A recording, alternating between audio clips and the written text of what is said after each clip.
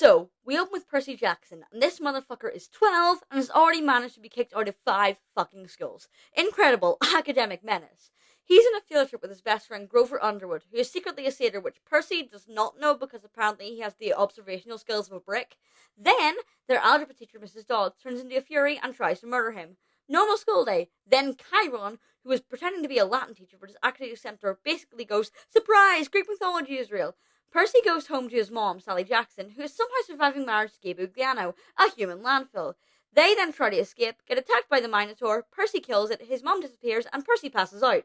And wakes up in Camp Half-Blood, which is basically a summer camp if summer camp had swords, lava walls, and severe parental abandonment issues. Here we meet Annabeth Chase, genius, violent, no patience. Luke Castellan, charming, suspiciously charming.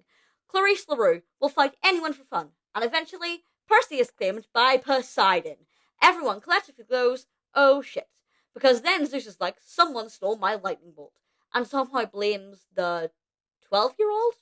Excellent detective work.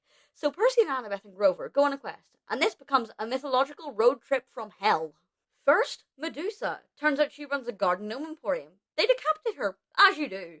Then Echidna and a giant monster attacks Percy in St. Louis. Then Ares. Yes, Ares, god of war, shows up basically acting like a biker who definitely starts bar fights. He gives them a shield side quest because apparently gods outsource. Then there's Lotus Casino Trap, for Krusty's the murder mattress guy, a poodle side quest for taxi money. This book is unhinged.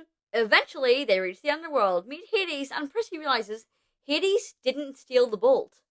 Oh, someone here's been playing everybody. Percy escapes, goes to Los Angeles, realizes Ares has been manipulated, and literally fights the god of war. Again, he is 12. He wins. Returns to the Master Bolt to Zeus. Olympus does not explode. War prevented. Everybody claps. But wait.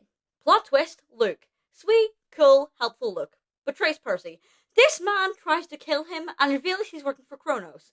Which is bad. Very bad. Book series level bad. Then Percy goes home. And Gabe, remember Gabe? Turns out Sally turned Gabe into a statue using Medusa's head, which Percy mailed to Olympus. We stand a girl boss, we love Sally.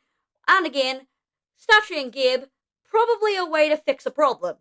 And that's the end of this particular book. So, what have we learned?